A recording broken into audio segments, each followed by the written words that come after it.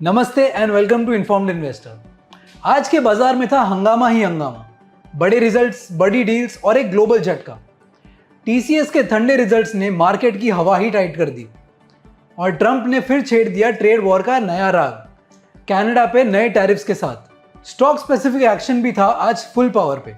इडा ने Q1 में दिखाया दम, पर स्टॉक 5% तक फिसल गया।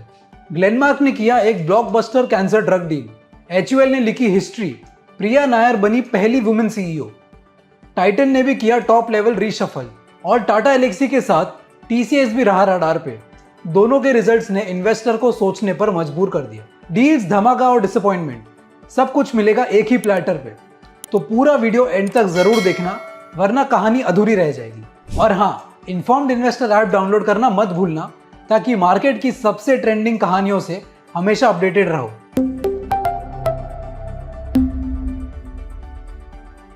नवरत्ना कंपनी इल्डा का स्टॉक प्राइस आज 5% से ज़्यादा गिर गया वीक रिजल्ट्स डिक्लेयर करने के बाद। रिजल्ट समझने से पहले थोड़ा सा कंपनी का ओवरव्यू समझते हैं। इल्डा एक गवर्नमेंट ओन्ड NBFC है जो ministry of new and renewable energy के अंडर काम करती है। 1987 में बनी थी ये कंपनी और इसका मेन फोकस है रिन्यूएबल एनर्जी और एनर्जी एफिशिएंसी प्रोजेक्ट्स को प्रमोट, डेवलप और फाइनेंस करना। ये सोलार, विंड, हाइड्रो, बायोमास जैसे प्रोजेक्ट्स के लिए लोन्स और फाइनेंशियल सपोर्ट देती है। साथ ही एनर्जी कंजर्वेशन इनिशिएटिव्स के लिए भी मदद करती है। जून 2025 क्वार्टर के रिजल्ट्स में इल्डा ने बिजनेस ग्रोथ तो स्ट्रॉन्ग दिखाई, लेकिन प्रॉफिट्स में गिरावट आई है, mainly due to bad loans और बढ़ने वाले एक्सपेंसेस की वजह से। ग्रॉस NPA अब 4% तक पहुंच गए हैं, जो मार्च में सिर्फ 2.45% थे। नेट NPAs भी 1.4% से बढ़कर 2.1% हो गए। इसका मेन रीजन था 730 करोड़ का लोन जो गेंसोल इंजीनियरिंग को दिया गया था, वो अब NPA बन गया है। गेंसोल अब बैंक्रप्सी फेस कर रहा है और इल्डा का अभी भी 470 करोड़ का पैसा उसमें अटका हुआ है। एक और बोरोवर जिसको 783 करोड़ का लोन दिया गया था और वो पहले वॉच लिस्ट में था, वो भी अब NPA बन गया है। इन दोनों लोन्स की वजह से NPAs में बड़ा जंप देखने को मिला। पॉजिटिव साइड ये है कि इल्डा की revenue 29% year on year grow कर गई, मेनली हायर इंटरेस्ट इनकम और लोन बुक ग्रोथ की वजह से। टोटल लोन बुक भी 25% ईयर ऑन ईयर बढ़ गया। इल्डा का net interest margin 31 basis point year on year improve हुआ, जो दिखाता है कि lending activity specially renewable energy sector में अभी भी स्ट्रॉन्ग ग्रो कर रही है। लेकिन net profit 35% year on year गिरा, बढ़ने वाले फाइनेंस कॉस्ट और NPA के प्रोविजन की वजह से।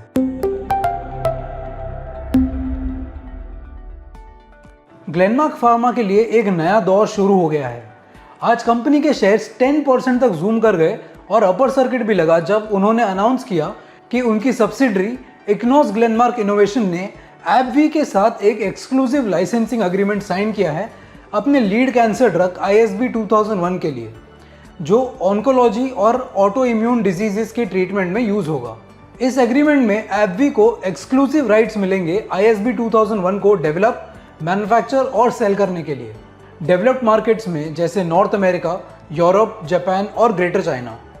वहीं दूसरी तरफ ग्लेनमार्क अपने राइट्स रिटेन करेगा इमर्जिंग मार्केट्स में। इस डील के पार्ट में ग्लेनमार्क की सब्सिडरी को $700 मिलियन का अपफ्रंट पेमेंट मिलेगा AbbVie से।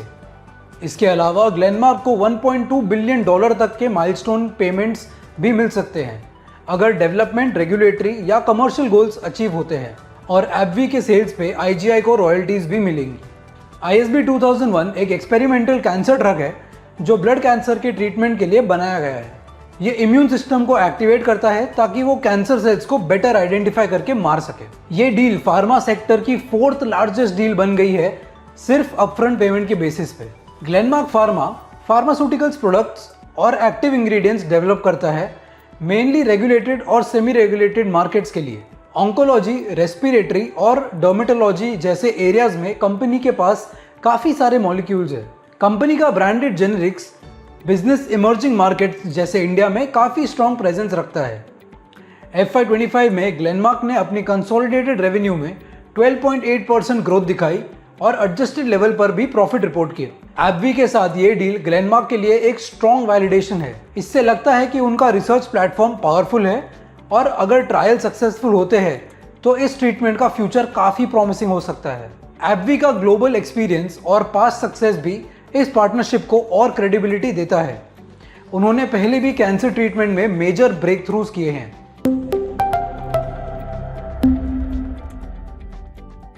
हिंदुस्तान यूनिलीवर HUL के शेयर्स आज 5% तक रैली कर गए जब कंपनी ने अनाउंस किया कि प्रिया नायर को अगले 5 सालों के लिए MD एंड CEO अपॉइंट किया गया है।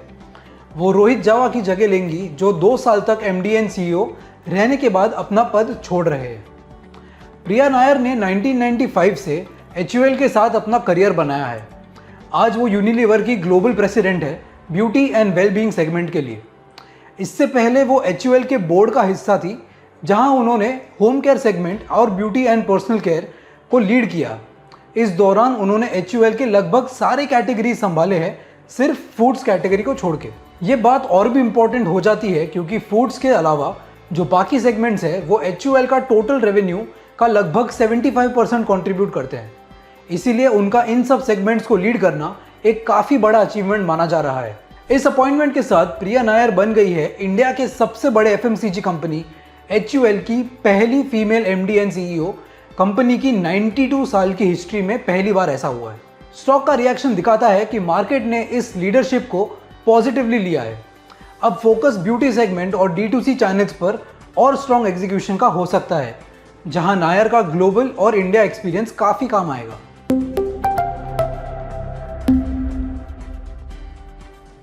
HUL की लीडरशिप चेंज के साथ साथ टाटा ग्रुप की कंपनी टाइटन ने भी अपने सीनियर मैनेजमेंट में बदलाव अनाउंस किया है। अरुण नारायण, जो अभी टाइटन के तनिष्क इंडिया बिजनेस को लीड कर रहे हैं, वो जनवरी 2026 से ज्वेलरी डिवीजन के नए CEO बनेंगे। वहीं दूसरी तरफ कुरविला मार्कोस, जो अभी टाइटन के इंटरनेशनल बिजनेस डिवीजन के CEO है, वो अगस्त 2025 से वॉचेस डिवीजन के CEO बनेंगे। इस डेवलपमेंट के बाद आज टाइटन का स्टॉक प्राइस 1% तक गिरा। ये management change Q1 result update के कुछ दिन बाद आया है। टाइटन ने अपने कोर ज्वेलरी बिजनेस में 18% year on year growth report की, लेकिन अगर आप ये पीयर से कंपेयर करें तो ये ग्रोथ थोड़ी सॉफ्ट थी। क्वार्टर के दौरान गोल्ड प्राइसेस हाई होने की वजह से कस्टमर सेंटिमेंट थोड़ा वीक रहा। इस वजह से बायर ग्रोथ फ्लैट रही। साथ ही गोल्ड कॉइन्स की सेल्स ज़्यादा होने के चलते स्टडेड ज्वेलरी का रेशियो गिर गया, जिसका इम्पैक्ट प्रोडक्ट मिक्स पर पड़ा। अगले कुछ क्वार्टर्स में हाई गोल्ड प्राइसेस का प्रेशर दिखेगा, नए कस्टमर्स ऐड करना मुश्किल होगा और स्टडेड ज्वेलरी का मिक्स भी स्ट्रेस में रह सकता है। इसका सीधा इफेक्ट टाइटन के मार्जिन्स पर पड़ेगा, स्पेशली ज्वेलरी डिवीजन में।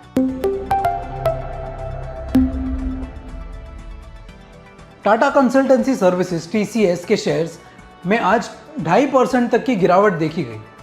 कंपनी के डिसअपॉइंटिंग रेवेन्यू रिपोर्ट करने के बाद ये रिएक्शन आया है। साथ ही उन्होंने ये भी बताया कि क्लाइंट्स अभी बड़ी IT स्पेंडिंग को डीले कर रहे हैं। TCS की रेवेन्यू में कांस्टेंट करेंसी टर्म्स में 3.1% ईयर ऑन ईयर डिक्लाइन देखने को मिला। EBITDA फ्लैट रहा और मार्जिन्स में 20 BPS की गिरावट देखी गई। क्वार्टर के दौरान रेवेन्यू गिर गया BSNL रैंप डाउन और ग्लोबल मार्केट्स में कॉशियस डिस्क्रिशनरी स्पेंडिंग की वजह से। TCS की कम्युनिकेशन और media and technology sector demand कम होने की वजह से प्रेशर में है, जिसका रेवेन्यू 12% ईयर ऑन ईयर गिर गया। साथ ही मैन्युफैक्चरिंग और कंज्यूमर बिजनेस भी बेटर नहीं हुआ। मार्जिन्स ज़्यादातर सेगमेंट में कॉन्ट्रैक्ट हुए। सिर्फ कम्युनिकेशन, मीडिया और टेक्नोलॉजी सेगमेंट में डिमांड प्रेशर के बावजूद थोड़ी स्टेबिलिटी बनी हुई है। डील विंस स्टेडी होने के बावजूद रेवेन्यू प्रेशर में है क्योंकि क्लाइंट कॉस्ट एफिशिएंसी और वेंडर कंसोलिडेशन पर ध्यान दे रहे हैं और डिस्क्रिशनरी स्पेंडिंग कम है। मैक्रो अनसर्टेनिटी डिसीजंस और प्रोग्राम रैंप अप को डीले कर रही है। कंपनी मार्जिन डिसिप्लिन बनाए रखने पर फोकस्ड है, साथ ही पोस्ट BSNL ट्रांजिशन इन्वेस्टमेंट्स को अब्सॉर्ब कर रही है।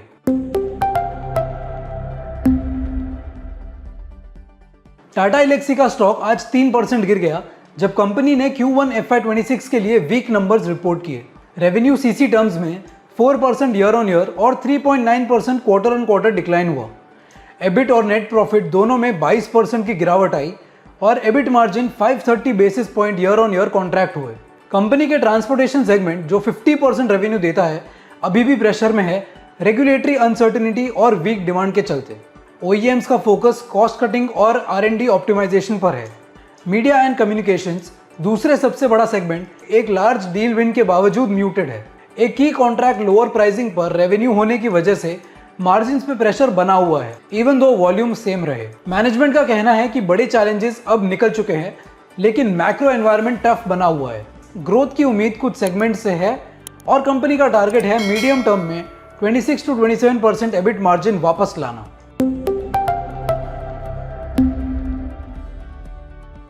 Daily market update. Indian markets अभी भी प्रेशर में है टैरिफ कंसर्न्स और स्ट्रॉन्ग डॉलर की वजह से।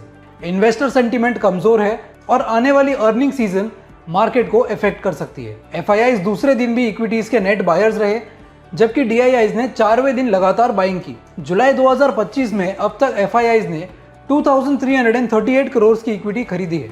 रुपी कल तक लगभग स्टेबल रहा, लेकिन आज 18 पैसे कमजोर होकर 85.83 पर डॉलर पे खुला, क्योंकि डॉलर में मजबूती देखी गई। गोल्ड के दाम में तेजी आई है। अगस्त 1 टैरिफ डेडलाइन से पहले नए यूएस ट्रेड एग्रीमेंट्स के बीच सेफ हेवन एसेट्स की डिमांड बढ़ गई है। ऑयल के दाम थर्सडे को 2% से ज्यादा गिर गए, क्योंकि इन्वेस्टर्स ने टैरिफ का ग्लोबल इकोनॉमिक ग्रोथ पर पड़ने वाले पॉसिबल इंपैक्ट को लेकर कंसर्न दिखाया। This is Akshay Jain signing off. Thank you. Investments in securities market are subject to market risks. Read all the related documents carefully before investing.